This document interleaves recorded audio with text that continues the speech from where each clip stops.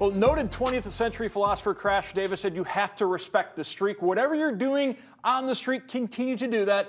As we welcome in Matt Melzak from the Toledo Walleye. We interrupted our streak. It's been 2 weeks since we've had Matt in studio, but Matt, the Walleye, they're rolling.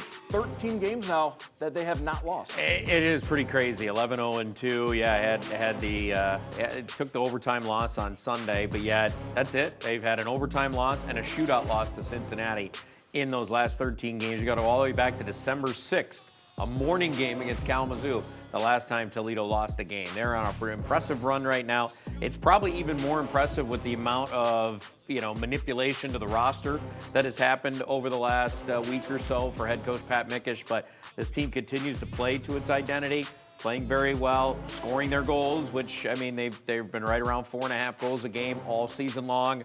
And as long as they're doing that, they're going to continue to win games, and it's going to be a tough team to beat. It's going to be another busy week for the Toledo Walleye. Of course, they played 3 games in 3 days, Friday, Saturday, Sunday, off 2 days, and then they're going to play 4 and 5. So a stretch of 7 games in 10 days for this franchise. Yeah, and you see this, usually every schedule has a moment in that season where you see a crammed amount of games, whether it's earlier in the year, sometimes it's late in the year. Toledo's got a lot of games coming up in March. They'll play 16 games in that, basically a game every other day. So there are some moments in the schedule where you get handcuffed, so to speak, with having to play a lot of hockey. Sometimes it can be a good thing. You like it when you're rolling. You like it when you're 11-0-2. You hate it when you're struggling.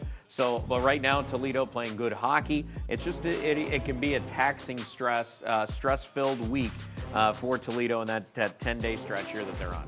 Part of the reason why we've got so many games in the stretch is because next week is the All-Star break. Brandon Hawkins will be representing the Walleye in the All-Star game a week from tonight. Yeah, Brandon Hawkins gets the privilege of playing 5 games in 6 days because after the 4 and 5 this week, he'll head down to Savannah, Georgia. He'll get a chance to play in that All-Star game. Well-deserved for him. He's currently leading the ECHL in points. He's second in the league in goals. He's riding a 13-game point streak as well. Remember, he already had a 9-game point streak earlier in the season.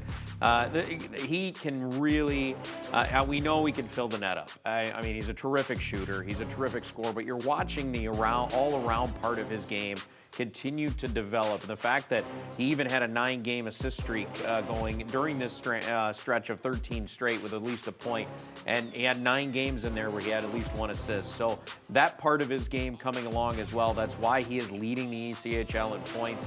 He's had a terrific season, well-deserved honor for him to go. Walleye on the road Wednesday, Friday, but then home Saturday, Sunday as they lead into the All-Star break. And Matt Melzak, all of a sudden, they're right back atop not only the Central Division, they're now back contending for the #1 spot in the overall ECHL. Yeah, exactly. And that would mean home ice all the way through, which is something that we have seen before. It can be very key when you get into those later rounds if you go that far in the playoffs. It is 2024 now. It is not too soon to be thinking about the playoffs in T-Town hockey. Matt Melzak, thank you so much. Thanks, Mark.